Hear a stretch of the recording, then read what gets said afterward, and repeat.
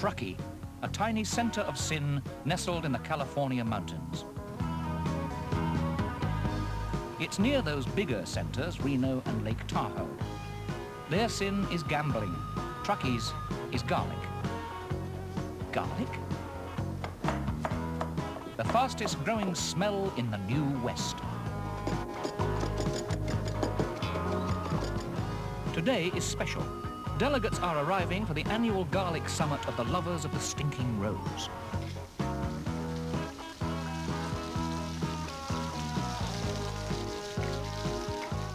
Not only the generous garlic draws the gourmets here, but Robert Charles, restaurateur extraordinaire. He and his wife, Amora, deserted San Francisco's success to hibernate here in Truckee's remoteness, and now the world comes to them.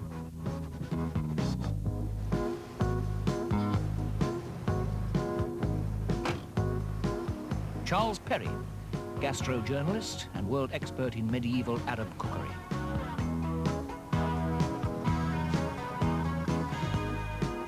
Bruce Adels, chef at San Francisco's chic Le Poulet. He can smell a garlic clove at 200 meters.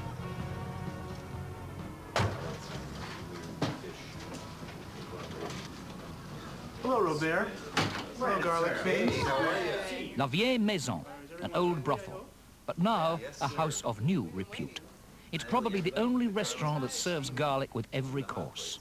Every course? Yes, every course. Well, I'd like to call to order the official summit of the Lovers of the Stinking Rose, and I'll put on my ceremonial garlic turban. Lloyd John Harris, the world's leading aeoliophile, a garlic lover, today's chairperson. And call a toast here. A garlic toast? A garlic toast and a prayer. May the gods of garlic breathe upon us, and if we can survive that, we can survive anything. Cheers. Here, here. Cheers. Now let's have the first course. Bonjour. How are you? Mmm. Hello. We have a Aioli. little aioli. Great. Let's move some of these garlic cloves. There you are. I Well. depend upon you, Mr. Harris, to enjoy. Okay. It looks like your typically great aioli. Should we, you want to pass a plate, or should we pass the crock? Les Blanc and Maureen Gosling. I'll give myself a little. They are filmmakers responsible for that hit, Garlic is as good as Delicious 10 mothers. Looking. Today, all noses are focused upon this small gathering. The world will be revealed through Allium sativum, garlic. Bon appetit. Thank you to Amora and Robert, Right. and their fine garlic establishment. Charlie, when do you think garlic first started appearing in cuisine? As soon as people started making anything that could be called cuisine, even before that, it's a basic food. Garlic goes back 6,000 years or more. Beyond recorded history, for sure. It's mentioned in the Bible as the food that the Hebrews missed when they were wandering in the desert. You have to remember that going back that far, thousands of years, there wasn't a separation between cuisine and medicine. I'm sure that's one of the reasons why there's so much garlic in the Egyptian tombs. The pharaohs thought garlic so healthy, they tried to take it with them to the afterlife. Of course, they tried to take their women too. The scene of the world's first recorded industrial action. The slaves stopped working when their garlic ration was cut. It is all written in the pyramids. Some 4,000 years ago, the Chinese wrote about garlic. In all that time, the passion still burns. China probably consumes as much garlic as everybody else put together. The ancient bard wrote, "God on high is very pleased. What smell is this so strong and good?" Garlic, of course. These whole cloves were first pickled in salt water and then soaked in sugar. Buddhist monks claimed the spice led to impure thoughts, which of course only increased its popularity. Here, paper-thin slices of lamb are dipped in boiling broth, the Mongolian fire pot. Lamb is the preferred meat. The creators of this dish were followers of Islam. The garlic is in the tangy sauce used as a dip.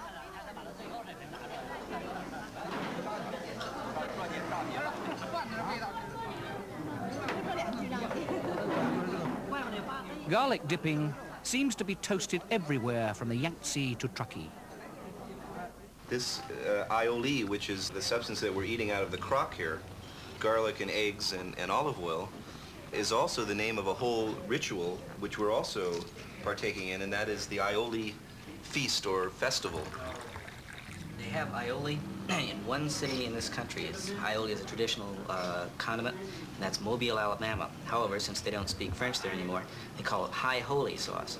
High holy. Really? Do you know that the smell of garlic coming out of a restaurant in New York created a neighborhood scandal in which the residents of that neighborhood tried to have the restaurant closed down, and they'd actually got to the state Supreme Court of New York, and the judge ruled that the odor of garlic and other cooking odors were beneficial to civilization, and that the neighborhood couldn't close down the restaurant.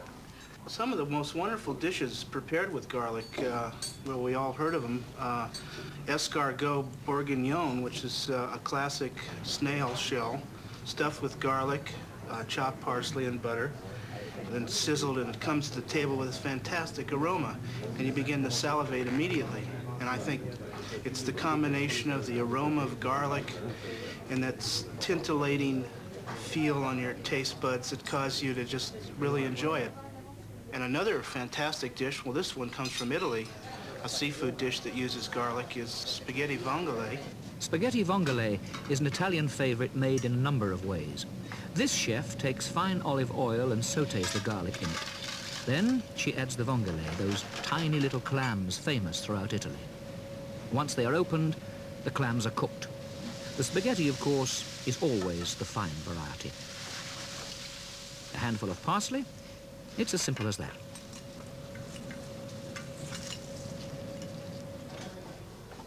Some recipes call for tomato sauce, and purists say no cheese. Oh. Japan is surprisingly the home of another great garlic treat. The Japanese do not have a reputation as garlic eaters. They are, however, famous for their fish.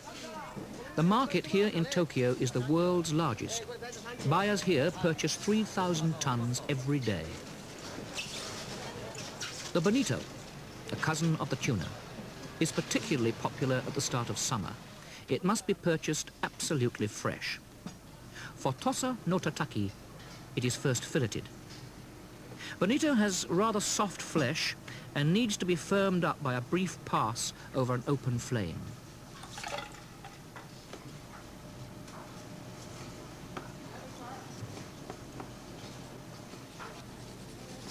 For the sauce, the Japanese trick is to grate the garlic instead of slicing or crushing it. Into a bowl of soy sauce and vinegar is added chopped shallots, a little ginger, also grated, some chopped green onion, daikon radish, again grated,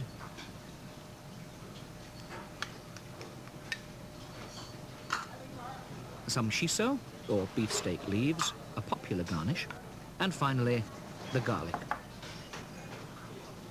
The pungent sauce is not poured, but daubed over the fish. A bit more parsley, and to the table. A feast of raw fish and garlic. Tosa no tataki. Voila. John, we all agree that garlic has a John wonderful Lloyd flavor. Harris. Look at this. Why do you think there's so much animosity towards its use? I mean, it really evokes a tremendous reaction in certain individuals. Excuse me, there's not animosity, it's just not chic to reek. Aha! It's not chic to reek. It's not chic to reek when you're concerned about being chic.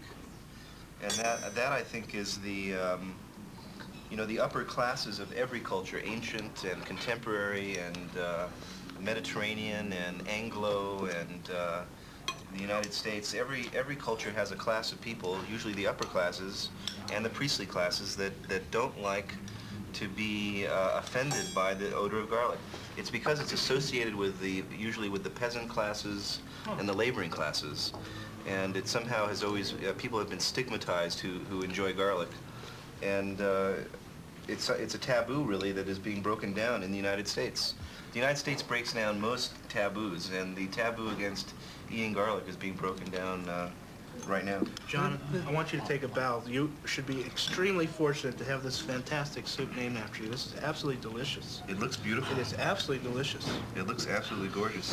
It's totally different than the last time I had it here, but that's... It's really a variation of soupe à l'oignon, which is the classic onion soup of France, which Robert has changed to include garlic.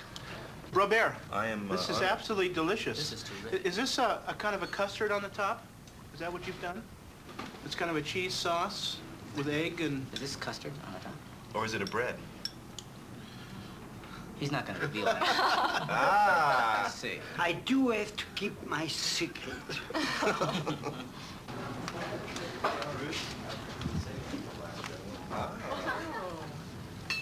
Oh, what do we have here? Garlic.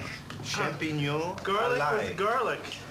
To go with that, I have a bottle of Stephen Oat Zinfandel with a clove of garlic, which is bottled just for us. Wonderful. Oh. A garlic wine. First, I'm going to give your president a... It has a bulbous nose. It has an undertone of allium. Delicious. Very drinkable. You know, it's really interesting that garlic has always been called a cure-all. And in fact, there was even a Roman naturalist who prescribed 61 different garlic remedies for 61 separate illnesses. And it's uncanny how garlic seems to be able to be good for so many things, but even contemporary research validates the use of garlic for things like lowering blood cholesterol, dilating the arteries, killing intestinal bacteria, invigorating hormonal secretions. What happened really, garlic was on the verge of being accepted as a valid antibiotic really before the synthetic antibiotics were developed in the 40s. And as soon as these superdrugs were developed, garlic went out of popularity and researchers stopped doing their investigations on garlic. But because of the side effects, the dangerous side effects of antibiotics, people are now looking at garlic again. Garlic is rich in various kinds of sulfur compounds, and these are responsible not only for the odor, but for the ability of garlic to cut bacteria and cholesterol and so forth. For this very special event, Robert is not only slicing and smashing the garlic, but preparing the cloves whole. Cooked slowly, they've passed on much of their flavour to the game hen. The cloves themselves lose strength and become more subtle and starchy. In essence, they become a vegetable.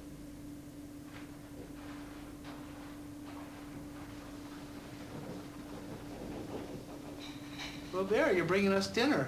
Oh, beautiful. Look at that. My God. Look what we have for you. Is it colorful enough? Yeah. Be very cautious, the plate is a little hot.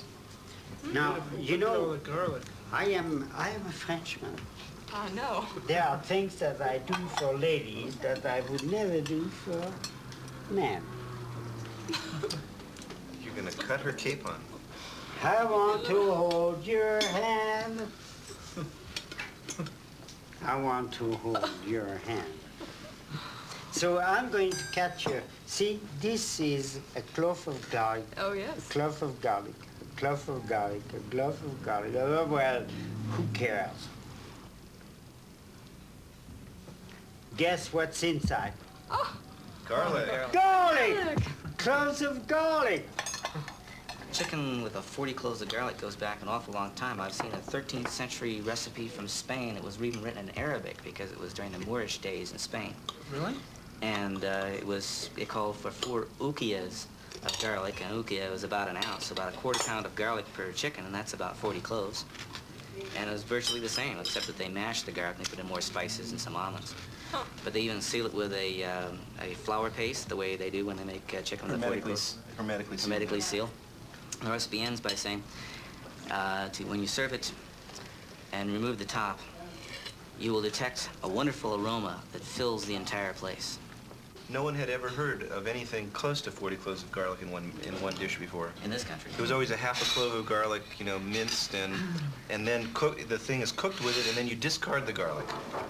You know, most even French haute cuisine recipes call for cloves of garlic that are removed before you serve the dish. It's incredible. It's only the south of France that actually has you eating the garlic itself. Garlic is an interesting vegetable. It actually is a member of the lily family, surprisingly enough. And the Latin name is Allium satavium, and it's cultivated in a vegetative manner, which means that in order to grow a head of garlic, you take a clove and stick it in the ground. The seeds are sterile on the domestic garlic, which means it's dependent on man for its cultivation.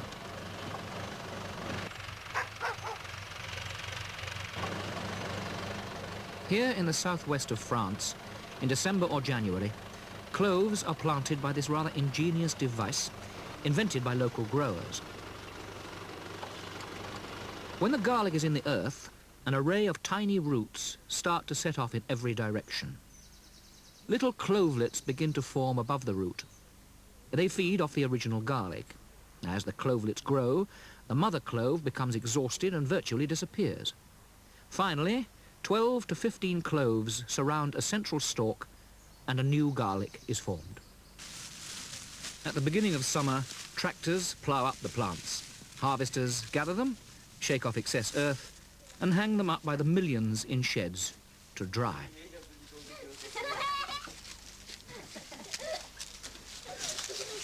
Growing garlic is a family affair.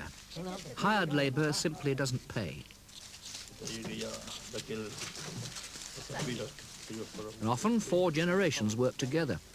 What could be better proof of garlic's healthy qualities? Outer skins are removed and stems are scraped clean.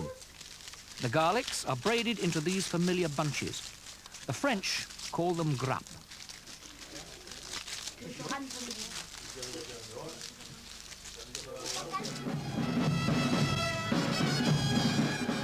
Every August, here in the town of Lautrec, the garlic fair and competition is held.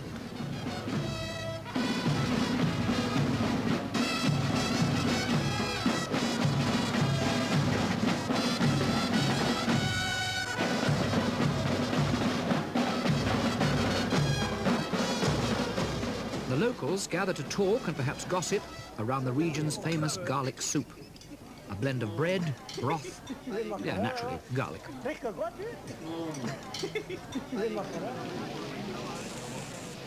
Judging is a serious business. Size, colour, and presentation of the grappe are all marked.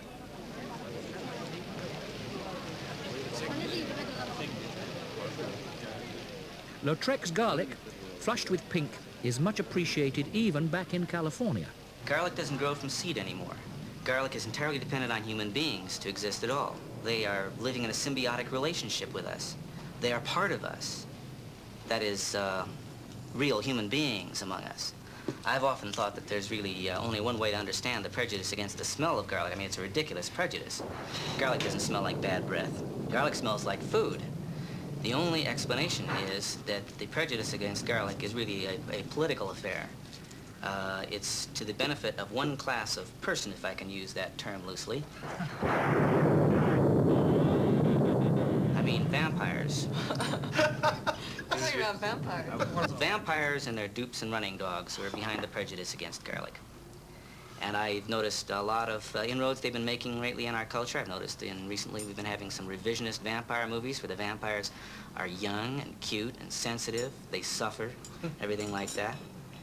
Well, I never go abroad without a bulb. Well, the streets are safe. Well, I'll tell you, there's one place where you'll never find a vampire, and that's Gilroy.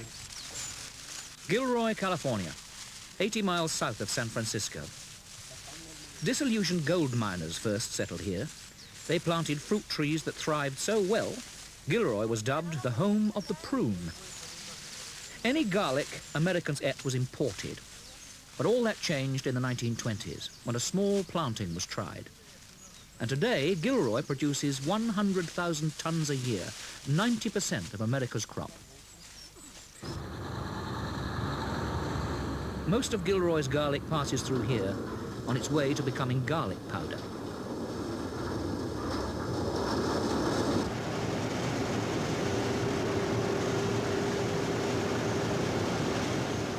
The subtle flavors of the Gilroy crop are packaged and preserved for distribution everywhere. Purists may look askance, but the shelves of even the finest restaurants bear some jars of the powder. Prepared soups, salamis, sauces, snacks, and salad dressings all contain it. You may think that you don't like garlic, but you probably eat it anyway. Gilroy is the garlic capital of the world, and they celebrate the harvest every year with a huge garlic festival. And at this festival, they must have at least 50 different types of food, all using garlic. You walk down through there and the smell just comes up and your taste buds begin to water, and you can buy squid with garlic and steak sandwiches with garlic, and deep fried garlic, and garlic popcorn, and garlic nachos, and garlic hot dogs.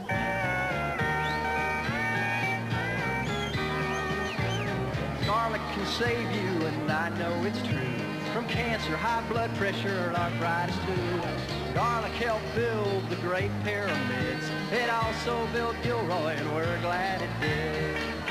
So sing a song of garlic, sing a song of life. Sing a song of Gilroy with the children and wife. Join in the chorus, the recipe's strong. Garlic and love, it'll make you live long. Gilroy's the one, Gilroy's the one. For garlic and love, Gilroy's the one. Men here are stronger, the women so fine. Kept young and pretty by South County wine. Your health is insured when you live in our town, breathing those fumes that come from the ground. So sing a song of garlic, sing a song of life. Sing a song of Gilroy with the children and wife.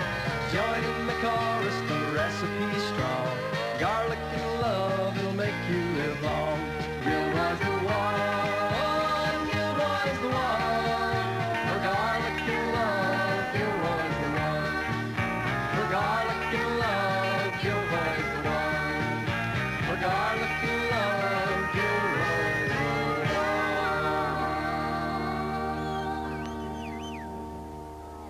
one. It's a wonderful thing for garlic because people are learning that garlic is not something that you use a hint of anymore, the way they did in Victorian England. You know, we don't talk about a hint of garlic anymore. We talk about garlic. We talk about main courses of garlic like we're having here today. Oh, green garlic. You read my mind. Wow. My God. This is the topper of your whole meal. If you don't indulge yourself in this, you have to indulge yourself in something else, which you won't enjoy as much. Right, This looks heavenly, really. Monsieur Big Bruce, enjoy. right. Sherbet. A garlic Sherbet. There's no R. sorbet. You guys, this has been a meal that will go down in history as one of the greater lovers of the Stinking Rose summit meals that we've had. Don't you think? Oh, God. Yes, what an honor. How could we top this next year? Someplace with a higher elevation. The next meal will have to be at Everest, don't you think?